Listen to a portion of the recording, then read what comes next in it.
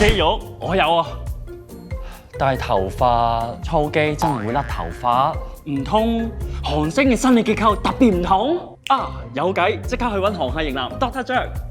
其實出現呢種情況，可能係因為過度重訓令到體內二氫睾酮增加，刺激皮脂分泌，導致毛囊萎縮，令頭髮生長進入休止期，變得脆弱易斷。加上運動之後冇清潔乾淨，汗液同油脂阻塞毛孔，導致頭皮發炎、生瘡，加劇脫髮問題。另外，中醫認為髮為血之餘，過度重訓可能令氣血出現虧虛，頭皮得唔到滋養，導致頭髮脫落。